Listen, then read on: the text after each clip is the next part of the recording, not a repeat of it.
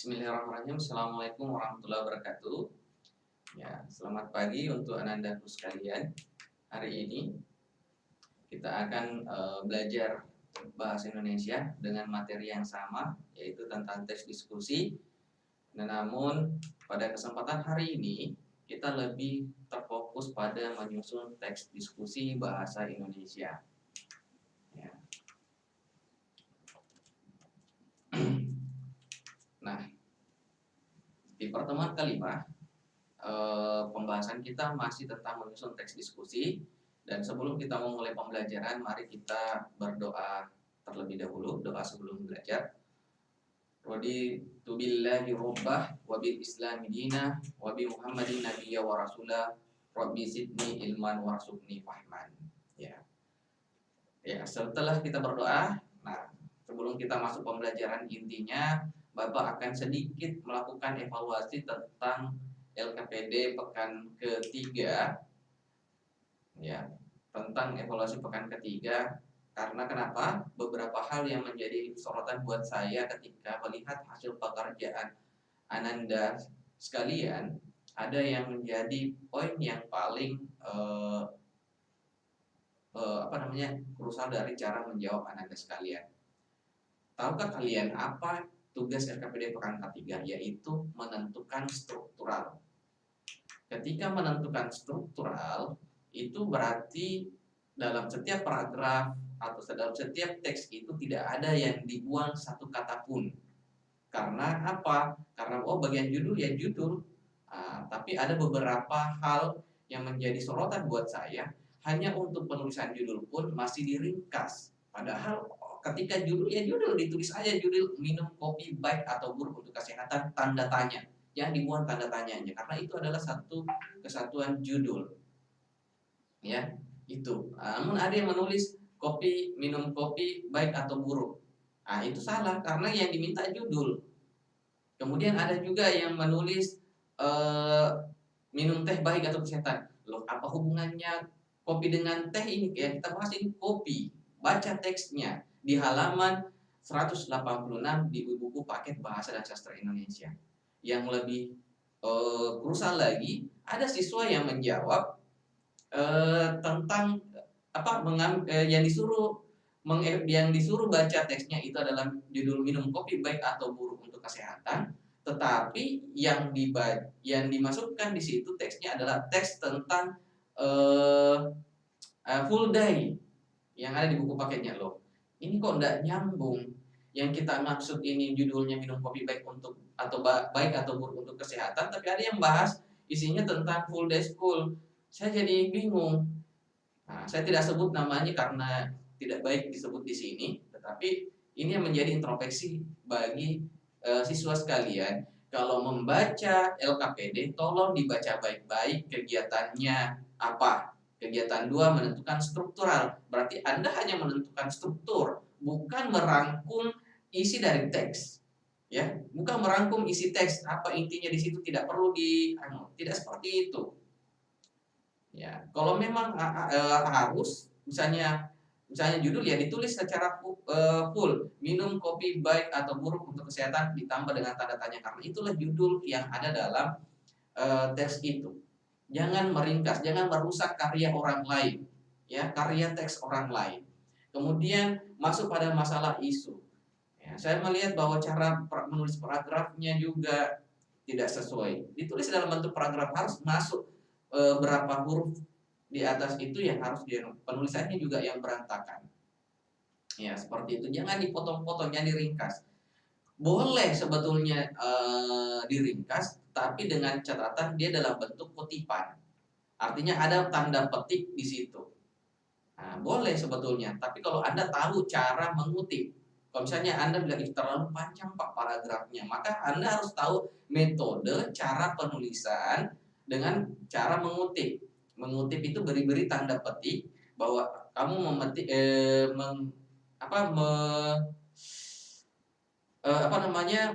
mengambil itu dalam bentuk tanda petik. Nah, seperti itu. Ada pemberian tanda petik, mungkin ditulis satu kalimat, ditulis 3 kalimat, baru di belakangnya titik-titik, artinya ada kalimat selanjutnya pada titik. Misalnya dalam paragraf itu ada sekitar 6 kalimat, yang Anda bisa tulis hanya mungkin 3 kalimat, baru terakhir titik-titik itu ada sekitar 5 titik, ya, di belakangnya, itu menunjukkan bahwa masih ada lanjutan dari teks itu. Itu cara sebetulnya mengutip, ya, cara mengutip teks. Itu yang harus Anda ketahui. Kalau misalnya memang tidak bisa menulis secara full utuh tentang struktural. Mengapa saya sampaikan seperti ini, nah? Karena kedepannya di materi selanjutnya pasti ada pembahasan tentang struktural lagi, supaya tidak salah-salah dalam menulis struktural. Ya, seperti itu. Ya, kemudian bagian isi ada argumen mendukung, ada yang mengisi hanya sekedar poin-poin argumennya. Yang kita minta bukan poin-poin isi argumennya, tetapi bagian strukturalnya. Di paragraf mana argumen mendukung pro itu berada. Yang kemudian Anda tulis secara utuh satu paragraf atau dalam bentuk estetika penulisan kutipan boleh. Begitupun juga argumen menentang atau kontra. Anda tinggal tulis yang mana paragraf mana. Nah, itu pun juga dengan kesimpulan. Bagian mana di situ paragraf yang menunjukkan kesimpulan yang kemudian Anda kutip, ya, yang kemudian Anda kutip, atau kalau bisa jadi tulis secara full paragrafnya, tulis saja secara full paragrafnya. Itu yang saya harapkan dari Anda, bukan lagi merangkum bagian kesimpulan bagaimana anunya, karena yang kita minta itu menentukan struktural, bukan menyimpulkan, bukan mendefinisikan, bukan meramu lagi, tidak. Itu makanya anandaku sekalian, ketika mengerjakan sesuatu tolong dibaca baik-baik apa sebetulnya permintaan dari tugas LKPD yang ada. Jangan sekadar ini tadi langsung isi tapi tidak membaca pertanyaannya dan tidak memahami pertanyaan itu. Kalau memang tidak paham atau kurang jelas, bisa Anda WA atau pertanyakan ke guru mata pelajaran tentang cara menjawab pertanyaan ini. Kalau memang belum terlalu paham. Ya, biasanya hal ini terjadi karena Anda belum menonton video dari pembelajaran yang sebelumnya. Seandainya dinonton pasti tahu, karena saya sudah sampaikan bahwa untuk menulis LKPD-nya atau cara menjawab LKPD-nya itu adalah menulis secara utuh paragrafnya tanpa kehilangan satu titik pun. Nah, titik saja saya larang untuk hilang, apalagi satu kata, satu huruf, ya. Harusnya Anda paham seperti itu.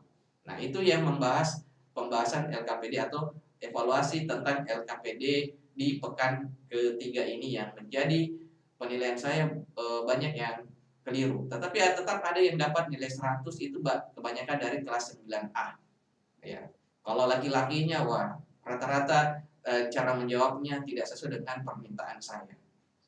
Oke, next kita masuk ke materi yang seharusnya, ya. Kompetensi dasar pada pembelajaran kita tentang menyusun teks diskusi yang pertama adalah menelaah pendapat dan argumen yang mendukung dan yang kontra dalam teks diskusi berkaitan dengan permasalahan aktual yang dibaca dan didengar.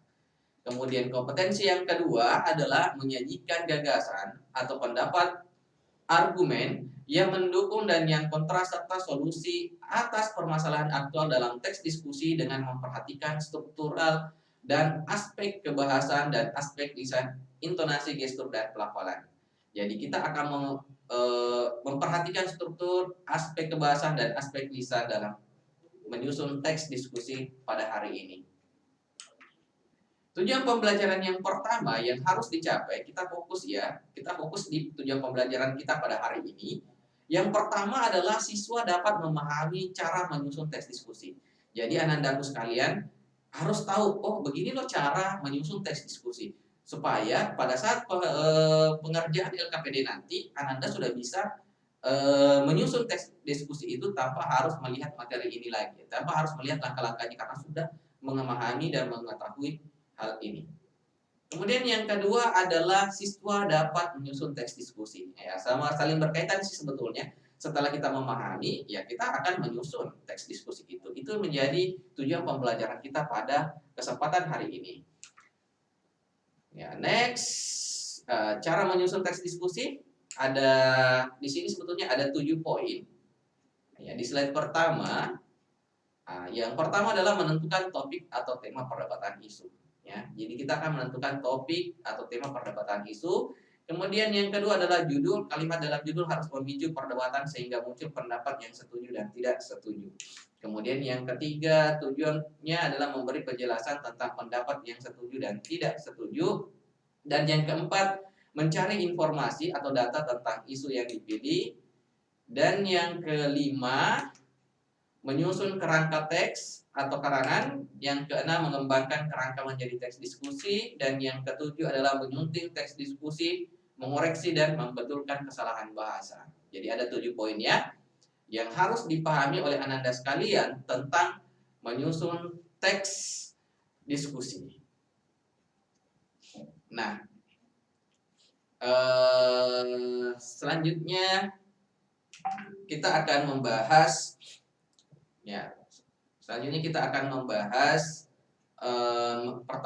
poin pertama menentukan topik atau tema perdebatan isu. Bagaimana sih cara kita menentukan topik?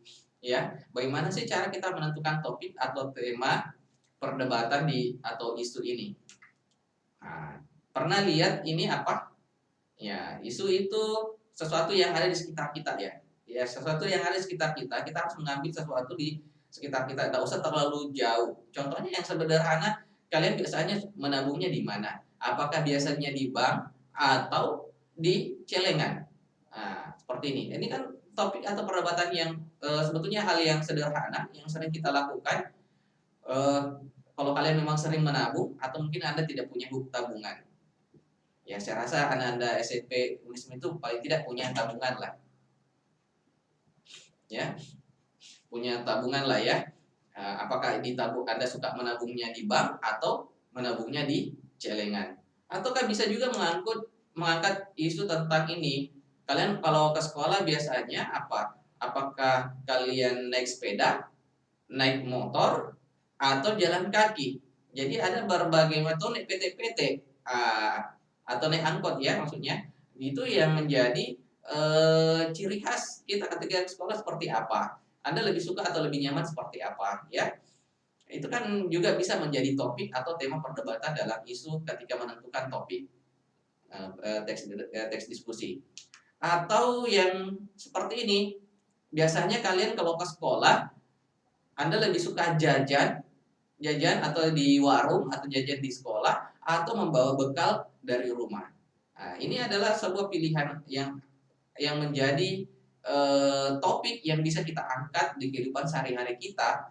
Jadi tidak usah terlalu tinggi untuk membahas yang lain-lain. Cukup di sekitar kita. Artinya ketika kita menentukan topik atau tema perdebatan isu, itu sebetulnya sudah ada di sekitar kita tanpa kita sadari. Kalau memang Anda memiliki jiwa atau sensitivitas yang tinggi, Anda sudah bisa menilai atau melihat fenomena-fenomena seperti ini sebetulnya sudah bisa menjadi topik atau pembahasan kita dalam teks diskusi. Kemudian yang kedua, judul. Judul atau biasa kita sebut kalimat dalam judul itu harus memicu perdebatan sehingga muncul pendapat yang setuju dan tidak setuju. Jadi ketika kita menentukan judul itu harus memiliki perdebatan sehingga muncul pendapat yang setuju dan tidak setuju. Tadi contoh yang pertama itu kita ambil bank mandiri, bank mandiri, bank menabung di bank mandiri atau di celengan. Yang mana yang kita suka? Nah, itu jadi perdebatan. Tapi bagaimana menentukan judul? Judul kira-kira yang bagaimana seperti ini? Ya, yang mengandung perdebatan menabung di bank atau celengan. Nah, ini kan judul yang cocok atau kan mungkin ada yang lebih cocok lagi, terserah. Yang jelas mengandung perdebatan menabung di bank atau celengan.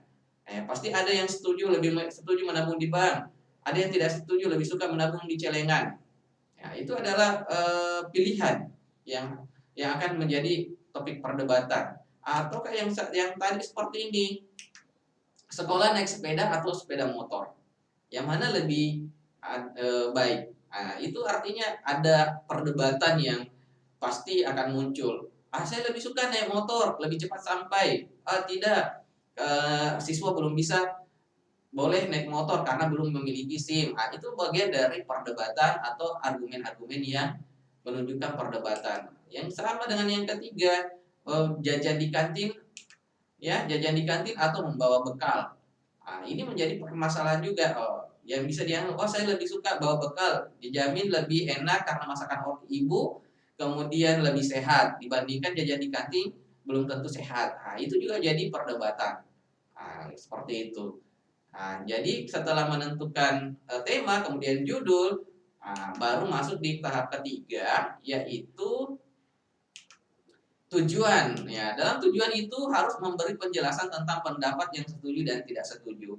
Jadi ketika ada tujuan, maka selanjutnya adalah kita memberikan penjelasan tentang pendapat yang setuju dan tidak setuju. Ketika itu sudah ada tema, kemudian sudah ada isu yang sudah kita buat, barulah kita masuk pada tujuannya, yaitu merincikan argumen pro, ya, merincikan argumen pro atau kesepakatan. Apa saja yang mendukung sesuai tema-tema itu, kalian tulis semua dulu, poin-poin per poin, ya. Oh, ini yang mendukung ini. Artinya semua argumen-argumen yang mendukung Anda tulis semuanya dulu, karena kita baru membuat polanya dulu, ya. Kemudian yang kedua juga argumen kontranya kemudian kita tulis. Jadi kita bisa argumen pro, kemudian argumen kontra kita tulis beriringan, sehingga kita sudah punya argumen-argumen yang mendukung dan argumen-argumen yang kontra untuk menjadi bahan dalam menyusun teks diskusi itu. Kemudian selanjutnya adalah mencari informasi atau data tentang isu yang dipilih. Nah, bagaimana sih cara mencari informasi atau data yang tentang isu yang dipilih? Ada dalam bentuk yang pertama dalam bentuk wawancara. Jadi kalau kita sudah tahu, siapa sih pelakunya, misalnya anggaplah kita jajan di kantin atau bawa bekal di rumah. Yang tentu yang ditanya adalah siswa yang datang ke sekolah yang membawa bekal, ya, yang membawa bekal, dan siswa yang sering jajan di sekolah. Itu yang kemudian diwawancarai. Kemudian yang kedua adalah survei. Artinya kita melihat ke lapangan. Banyakkan mana sih siswa yang jajan di sekolah atau yang banyak membawa bekal. Itu yang disurvei. Dilihat, ini di kelas ini sekian orang yang sering jajan, sekian orang yang hanya bawa bekal. Itu namanya survei. Kemudian yang ketiga adalah hasil penelitian. Siapa tahu ada beberapa hasil penelitian dari beberapa orang tentang temanya itu, ya, bisa diambil dalam informasi data karena sudah melewati uji coba penelitian. Itu cara mencari informasi atau data tentang isu yang dipilih. Kemudian menyusun kerangka teks karangan. Ya, ketika menyusun kerangka teks atau karangan, perlu diingat untuk anak-anakku sekalian, sebetulnya struktural teks itu sudah bagian dari kerangka karangan, maka harus Anda pahami bahwa dalam menyusun teks itu kalian harus memperhatikan strukturalnya, mulai dari isunya apa, argumennya apa, kemudian simpulannya apa. Dan dalam argumen itu ada mendukung, ada menentang. Nah, inilah menjadi poin yang perlu diperhatikan oleh anak-anakku sekalian ketika Anda sudah menyusun. Artinya bagian isu apa?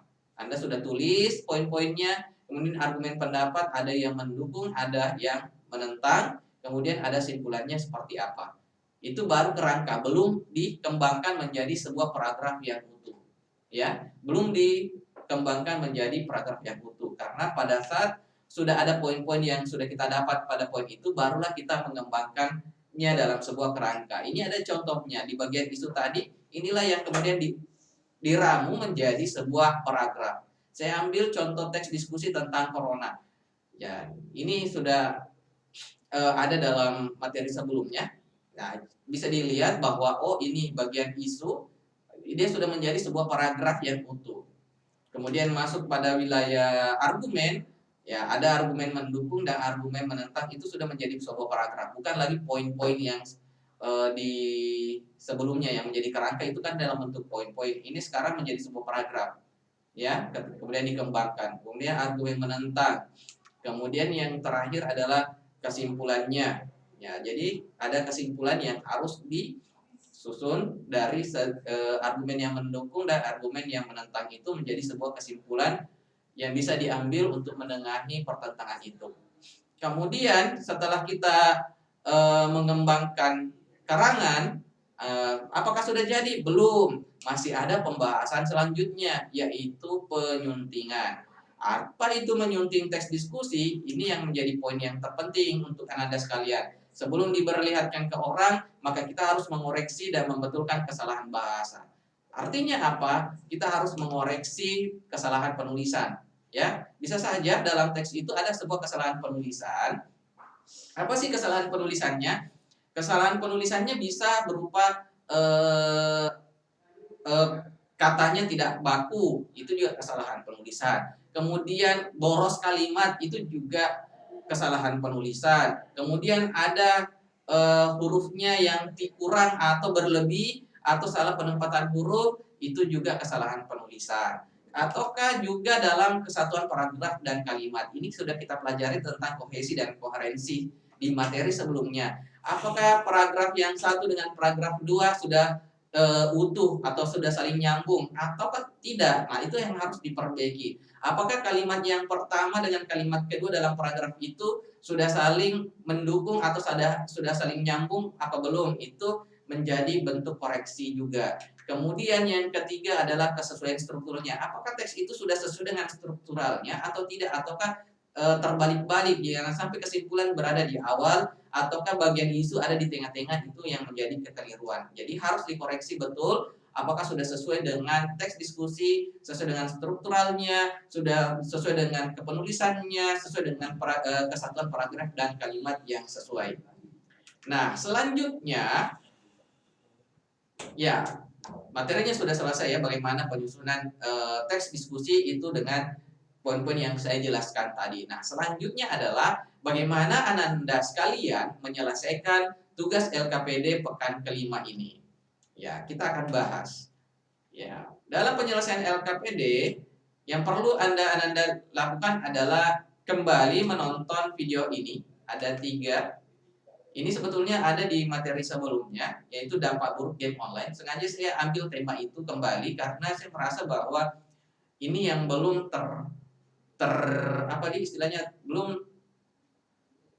belum terkoneksi dengan Ananda sekalian, belum dipahami betul oleh Ananda sekalian tentang bagaimana dampak buruk game online, kemudian pengaruh positif video game terhadap otak anak remaja dan pengaruh negatif video game terhadap otak anak remaja.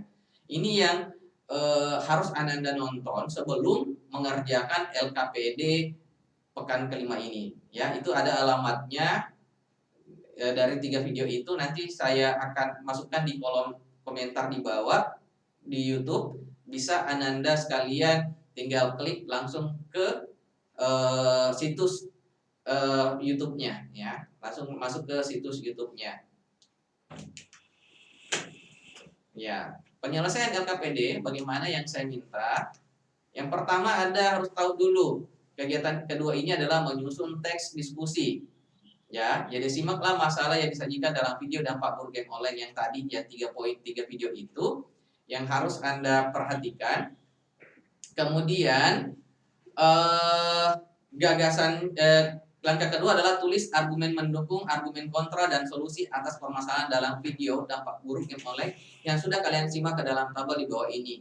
Artinya apa? Ini adalah masih kerangka ya. Ingat, ini adalah kerangka. Apa gagasan yang Anda temukan di situ? Anda tulis.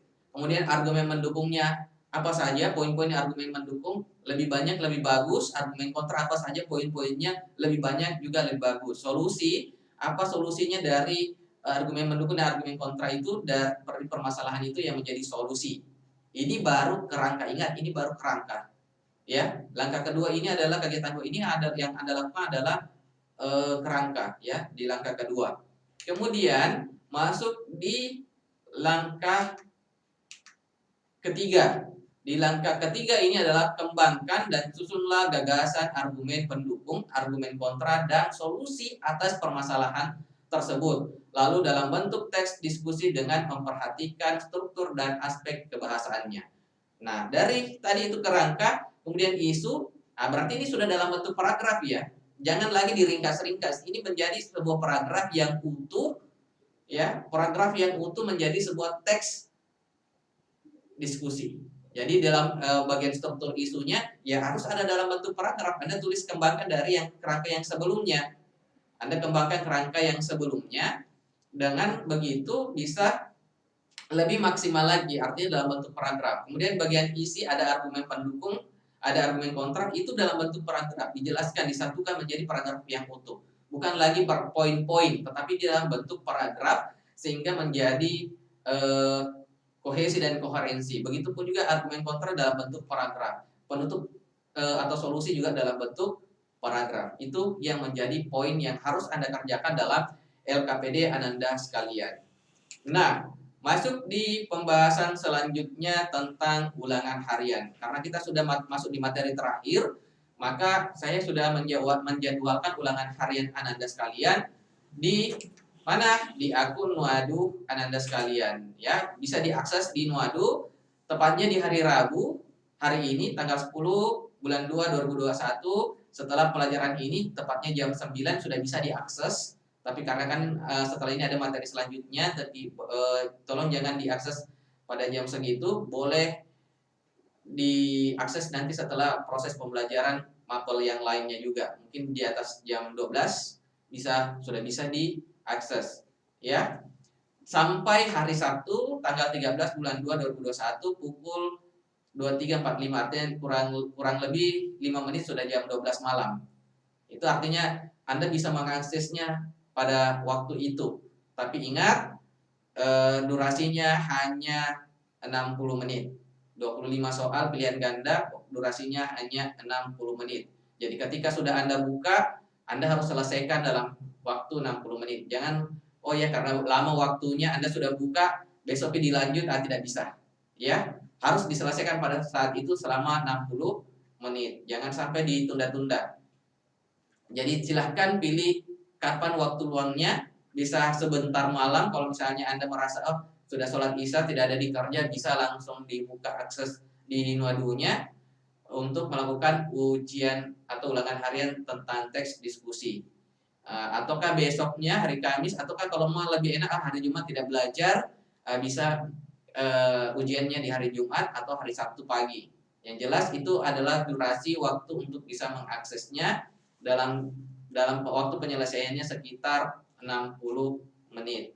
Saya rasa itu yang bisa saya sampaikan pada kesempatan hari ini dalam proses pembelajaran kita. Terima kasih. Jika ada pertanyaan atau sesuatu yang ingin ditanyakan oleh Ananda sekalian pada materi ini, boleh disampaikan atau dikirim lewat WA pertanyaan-pertanyaannya atau di WA Bapak. Kemudian insya Allah kalau ada kesempatan akan saya jawab dengan baik. Terima kasih. Assalamualaikum warahmatullahi wabarakatuh.